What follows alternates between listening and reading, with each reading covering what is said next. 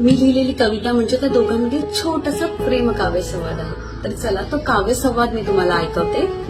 त्याने तिला विचारलं, काय हवं ग तुला वाढदिवसाला?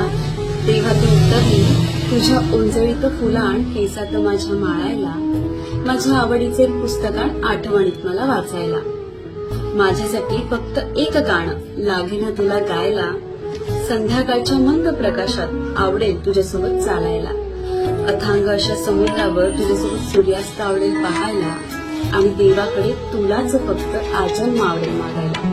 तिच्या साध्या सुंदर मागण्याने तो मनोमन सुखावला होता. तिच्या उत्तराचं प्रत्युत्तर काव्यशैलीत देताना तो म्हणाला, फुलांसोबत गजराही आवडेल तुझ्या केसात मला माळायला, एकच पुस्तक कशाला, मी पुस्तके आणेन तुला वाचायला, आयुष्याची वाट संपेपर्यंत आवडेल तुझ्यासोबत चालायला, आयुष्यभर आवडेल ग मला फक्त तुझ्यासाठीच गायला, समुद्रावरून सूर्यास्त पाहताना मला आवडेल तुलाही पाहायला, तू मला आजन्म मागत असताना मला जन्मजन्मी आवडेल तुलाच मागायला, तू मला आजन्म मागत असताना मला जन्मजन्मी आवडेल तुलाच मागायला. कविता कशी वाटली हे मला नक्की